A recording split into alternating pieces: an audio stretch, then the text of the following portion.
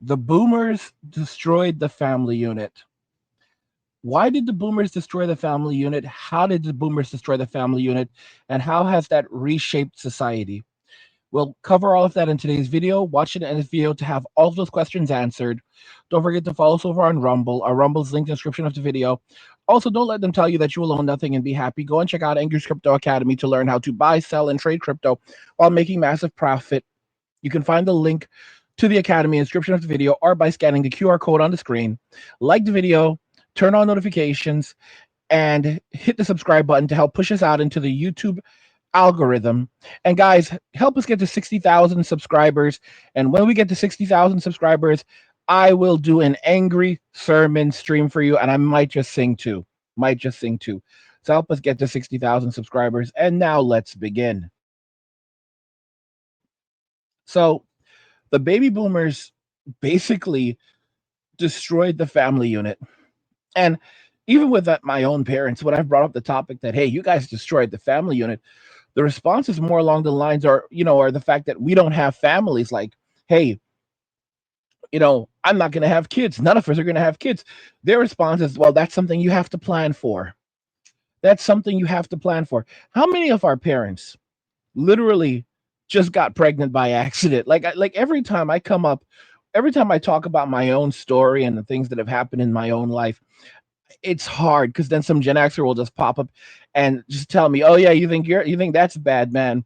I was conceived in a cargo ship. Like what the hell? How were you conceived in a cargo ship?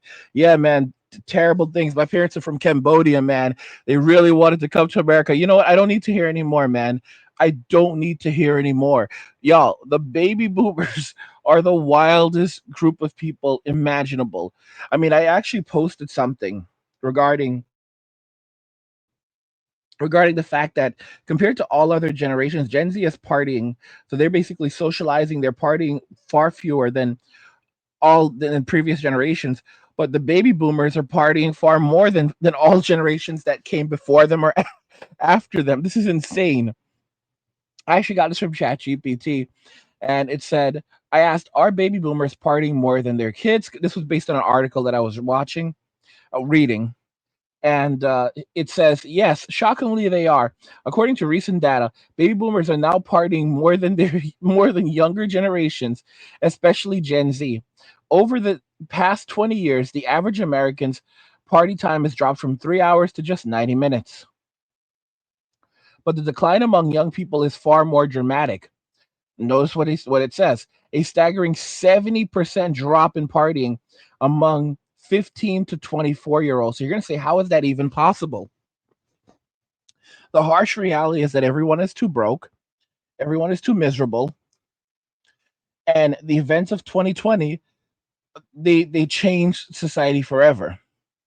Gen Z was already feeling like a very socially isolated generation, but after the events of 2020, that was pretty much the end of it.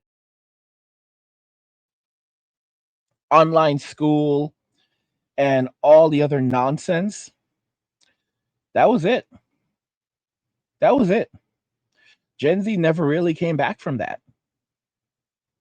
They just basically checked out. Because here's something I know I saw comments regarding, like, partying, why partying isn't important. Let me explain something. Going out, and if I was younger, like if I like back in the back in the in the 2000s, you know, if I could do it all over again, I would never have gone stepped foot into a club. Would never have gone to the clubs. I would stay home and just chill. But you have to remember, I'm now a man who's almost 42 years old. I'll be 42 in a few days. And it's different.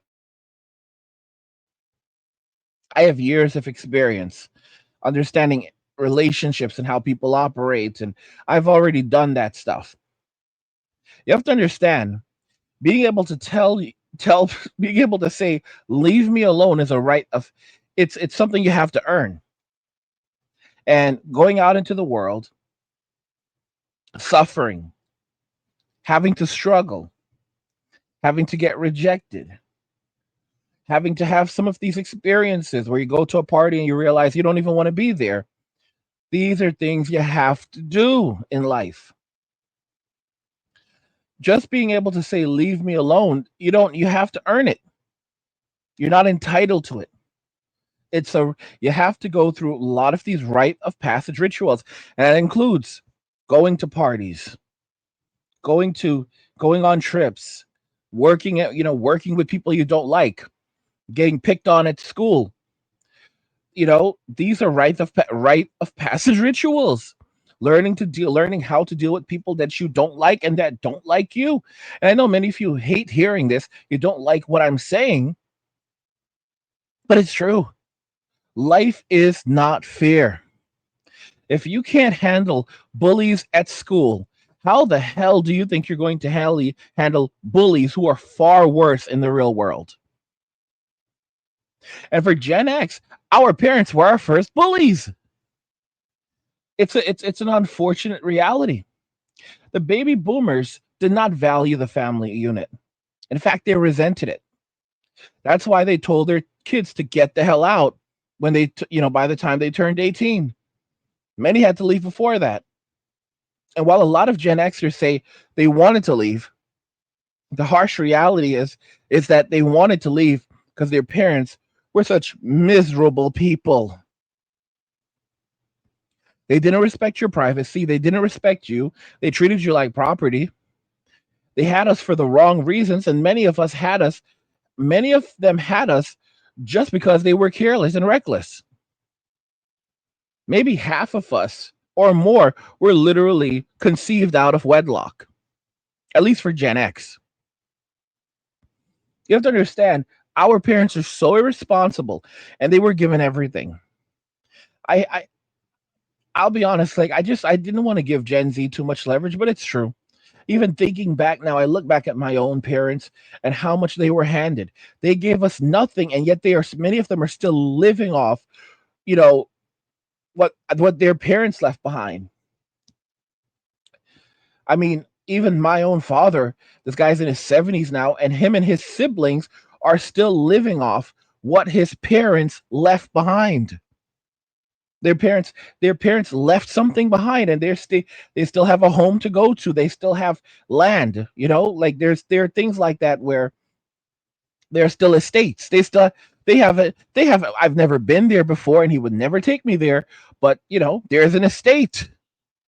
His parents left behind an estate, and that's something that's very common in other countries, especially in like Mexico, and countries out, not even in Eastern European countries, where parents used to leave estates behind, large pieces of land that where their kids could always go and live, homes where their kids can always go and live. They couldn't sell it, at least without agreement from all of them, but it was something that their kids would always have. They would always have something to go back to.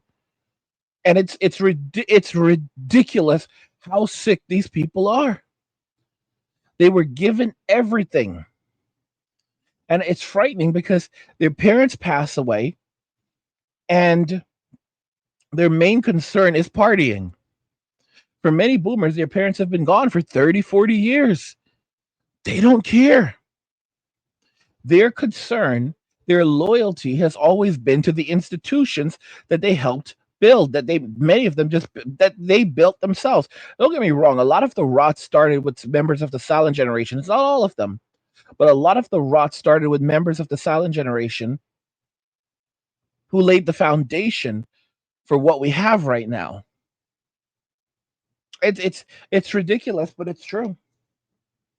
I look at the baby boomers and I think to myself, wow, these are people who really did not like us. These are people who really did not like their kids. Because if you like someone, you don't treat them like complete and utter poop. These were not good people. These were very, very bad people. I wouldn't give them the honor of being called supervillains because I don't think they're that bright. But they were definitely villains and still are. You know, George Carlin, he summed it up pretty well 30 years ago. I think it was or almost 30 years ago, like 1996, in his comedy special. He talked about the boomers. He said it. He said, SES, Drug's, and rock and roll. All right. They did it for 40, 50 years, and now they're staring down the barrel of old age and they don't like it. They don't like it one bit. All right. They were terrible people 30 years ago. They were terrible people 40, 50 years ago, and they're still not nice people. They were never that. They were not that bright. They were very conceited, and they were already, by the time we were born, they were already jealous of their kids.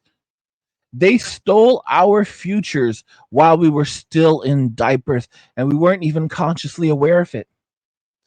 Most boomers live today like there's not an end.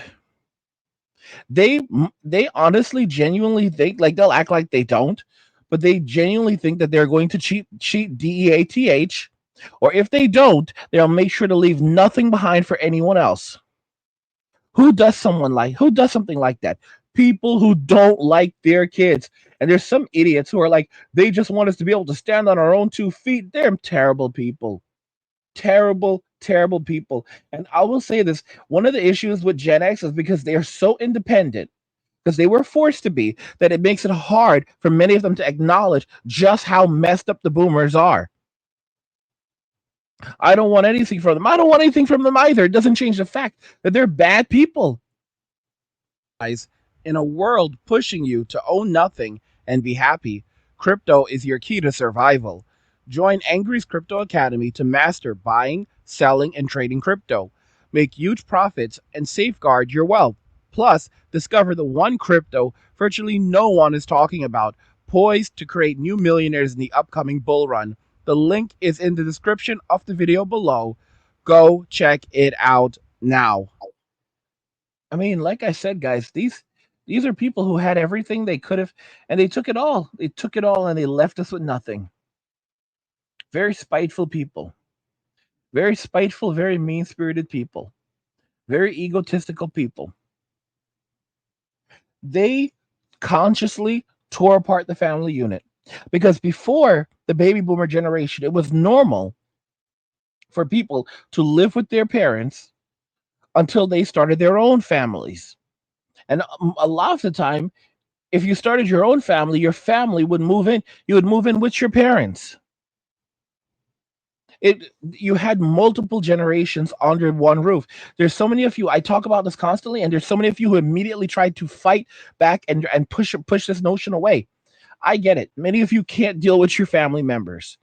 But let me explain this, that there is power in the family. It is hard to build collective wealth without the family unit. And I will never stop arguing about this. Okay? It's like, what do you think when family gets sick, when your children get sick, when you get sick, who's going to take care of you? Who's going to help you? For many Gen Xers, it was literally, well, you're going to have to take care of yourself or you're going to pass away.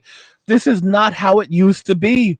And it's not a matter of me living in the past. You have to understand, we cannot have a strong country. We cannot survive and thrive unless the family unit is restored. This individualistic nonsense has ripped us apart. It's used to divide and conquer. Because when everyone has to have something separate, I have to have my own house. I have to have my own food. I have to basically pay my own. I have to have my electric bills and utilities are solely for me. Everything is me, me, me, me, me. I have to have my own television. We all have to have everything for just for ourselves. And again, I know a lot of people are like, that's just the way we like it. And I get it, because you want your peace. And as a man, I get it. You don't want to put up with the crap, especially from someone who does not like you. But take it from me, it's not normal. It's not normal. So if you want to say, well, listen, I just don't want that life. I'd rather be alone and I'm waiting for God to take me. I got you. Do you, homie. But let me make it clear, this is not normal. And it's not how a functional society works. And I am never going to stop pushing back on that. You cannot have a functional society without a family unit. You need multiple generations. Here's something else about the boomers. They never wanted to take care of their grandkids. They didn't want to watch their grandkids. That's supposed to be their jobs. It comes with being part of a family. But to this day, they're still in the streets partying. They're taking cruises to nowhere, carnival cruises to literally nowhere. They've all joined, or many of them have joined, the pass away with nothing movement, pass away with zero movement. It's a real thing where the goal is to pass away with $0 in your checking account. And their philosophy is don't worry about the kids will be fine. Their kids, their grandkids, their great grandkids, they will be fine. Okay? But they've worked hard enough in life and they should enjoy it because it's like George Carlin said, it's all mine. All the cookies are mine. Give them to me. It's all mine. He said this almost 30 years ago. 30 years ago. And he was effing right. He warned us. He told us how everything was working. He told us how companies he told us. But we didn't want to listen because we're so busy with our stupid little lives, all right, getting our stupid bachelor's degrees so we can get these comfortable $50,000 a year jobs so we can try to live the lives that the boomers were able to live with just high school diplomas. You've got to be kidding me. We were hustled and swindled by these people. And it's time to wake the hell up. Don't get me wrong. I don't think anyone should be running out right now, getting married, having children. No, no, no. I'm not messing around. I'm not, you mess around, you find out. I'm not endorsing that lifestyle. Okay. But I'm telling you, consciously telling you, nothing will ever, there's no coming back unless the family unit is restored, unless men are placed at the firmly at the head of the household again and trust is restored and cultural values change. Unless these things happen, and I don't see how they could happen because we have multiple generations of women who were not raised to be wives and mothers, they were raised to be boss babes and to view men as ATMs. So it's basically there's a seed in all of these women. A seed of feminism. And I'm not saying anything bad about feminism, but there's a seed. In every girl there is a feminist seed. And overseas, women are raised to be wives and mothers. It doesn't mean that they don't have female nature, but they are raised to be wives and mothers. So that seed is not given sunlight. It's never allowed to grow. But in America and similar societies, Western societies, it's given lots of sunlight, lots of water, lots of love, and it grows and spreads its roots throughout women. So by the time they're adults, it's a part of their core identity. You cannot. It's a part of their personality, their values, their ideals. It's not something you can take away from them. It's not something that they can unlearn because it's who they are as people, and there's no going back. So if there's any change in Western society, it's not going to happen within this generation. It would happen in a future generation. You'd basically have to bring up, and this you'd have to bring up another generation and raise them with patriotic values and cultural values that center around the family unit, and they would be basically the generation to restart the to restart the cultural identity, carry forward the cultural identity that we've lost. But it wouldn't come. We would basically be the facilitators. We'd be the ones to teach them these things and to and to help shape a society where these values can grow and foster again. But they would be the ones having children. They would basically be the ones to move forward in this new society because it's not going to happen with us. We're too old and it's too far gone. Like I said, I'll be 42, be 42 in a few days. And it's just how it is. And the baby boomers are responsible for this because they didn't value society, didn't value the family unit.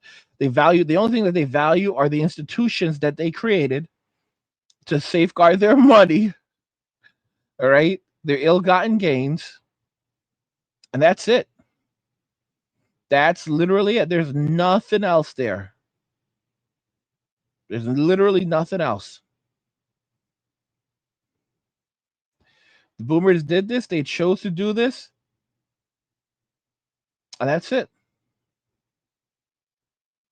And they're never going to stop. They're never going to repent because they don't have to. They're just going to keep it moving indefinitely. And we're going to have to just deal with it. Because that's how it is. It's a sad reality. But it's a reality that we have to just accept. And it bothers me. It bothers me. The best that we can get for ourselves is walking away. The best that we can hope for is walking away.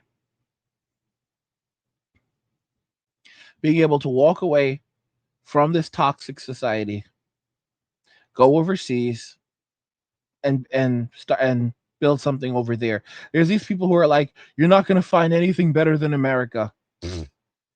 Guys, it's these are people who are trying to keep you locked in. They don't know anything else. And you have to understand that for some of these people, they're addicted to this culture. They're addicted to the culture of loneliness. They're addicted to the culture of misery. They're addicted to the culture of division. They're addicted to this type of culture, and they don't want you. This is the reason why they like get angry if you're like, well, I left. They're like, oh yeah, how dare you? Well, don't ever come. You better never come back. Never come back. I'm an American citizen. I can go and come as I please. No, you forfeited that. You forfeited that when you decided to do this. When you decided to leave your country behind, you forfeited it, bro. I didn't forfeit anything. I made a choice. Okay, I'm not your servant. It's sad.